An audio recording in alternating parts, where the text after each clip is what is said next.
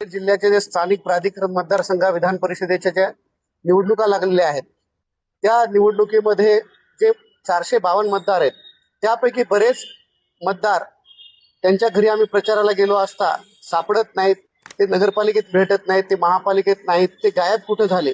कारण त्यांच्या घरच्यांना सुद्धा आम्ही विचारपूस केली, त्यांना सुद्धा माहित नाही की नगरसेवक गेले कुठं. नवीन लोकशाहीचं म्हणजे निवडणूक आयोगाचे एक नियम आहेत की एखाद्या मतदाराला तुम्ही सहलीला देणं हेही आचारसंहितेचा भंग आहे. तर असं प्रस्थापित जे उमेदवार आहेत त्या मतदाराला म्हणजे त्यांना फूस लावून, त्यांना वेडं बनवून, त्यांना पैशाचा आमिष दाखवून ते गायब करतायत, सहलीला घेऊन जात आहेत. असे सर्व नगरसेवक गेले कुठं? त्यांचा घातपात झाला की काय, नेमकं काय झालं त्यांच्याशी? म्हणून आम्ही आज ऑब्झर्वर मॅडम जे आपल्याकडे आहेत त्यांना आम्ही आज भेट घेतलेली आहे आणि त्यांना एक रितसर निवेदन दिलंय की या मी उमेदवार असल्यामुळे हे मतदार मला भेटत नाहीत.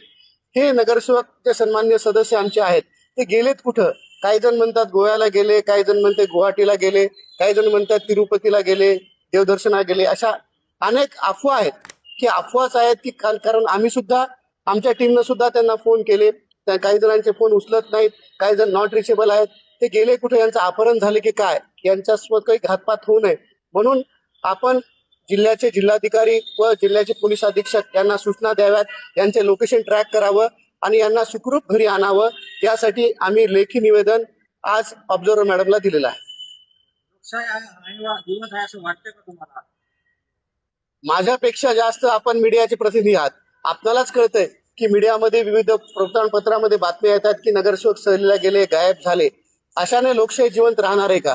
ज्या लोकांनी यांना सगळ्यांना निवडून दिलं, नगरसेवक बनवलं, त्या लोकांचा कुठेतरी घात होत आहे असताना वाटतं.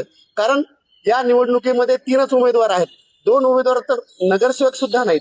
कारण हे इलेक्शन नगरसेवकातला आमदार जाऊन नगरसेवकाच्या समस्या सभागृहात जाऊन मांडायच्या विधानसभेमध्ये, त्यासाठी नगरसेवक प्रतिनिधी आवश्यक आहे. मी या 3 उमेदवारांपैकी एकमेव असा उमेदवार आहे की स्वतः जो नगरसेवक आहे.